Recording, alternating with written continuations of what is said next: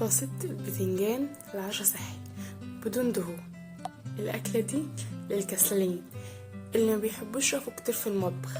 هنعمل طاسة بتنجان بدون زيت ودهون وكمان طعمها جنان.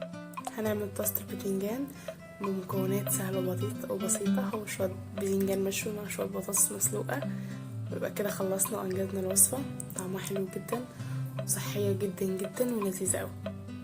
في دقايق هنكون محضرين العظمة دي. ما تنسوش تشتركوا في القناة وتفعلوا زر الجرس ليصلكم إشعار بوصفاتي اللي بنزلها.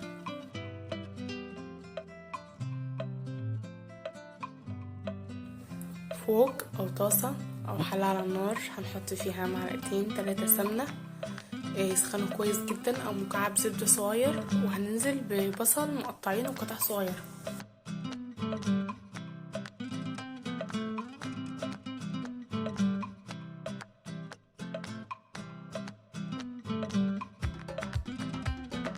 واول ما البصل تطلع ريحته ويبدا لونه يتغير هننزل من 3-4 فصوص ثوم، يا اما بقى مقطعينهم ناعم يا اما فرمينهم، وتغير بقى اللي عندك ايه.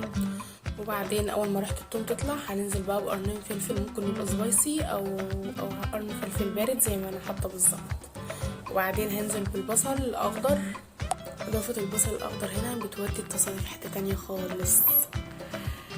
وبعدين هنزل بقى بالطماطم. انزل بقى كده وكب يا ابن قلبي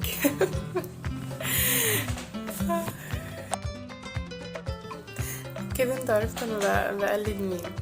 وبعدين هنزل بالبتنجان. دي بتنجانة شوياها. البتنجان المشوي لما يتشوي في الفرن بيبقى اطعم بكتير من اللي بيتشوي على البوتاجاز على فكرة.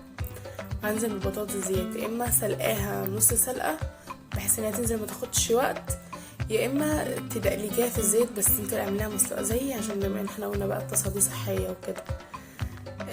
وبعدين هنزل بقى ببقدونس او كزبره، وهنزل بمعلقه ملح، نص معلقه فلفل اسمر، نص معلقه كمون، وممكن اضافه البابريكا. ممكن هنا تضيفي مكعب مرق، وممكن كمان تضيفي معلقه صلصه وطماطميه واحده بس، وما تحطش كميه الطماطم اللي انا حطيتها دي كلها.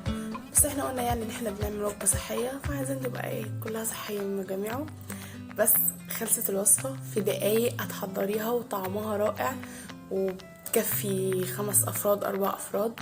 سهله جدا واقتصاديه صحيه بدون بقى دهون ولا اي حاجه للعشاء، عشان احنا بنحب يعني نتعشى حاجات خفيفه بس كده، يعني مفيهاش دهون ولا حاجه. كده الوصفه خلصت. حلوه جدا لذيذه، اتمنى انكم تجربوها.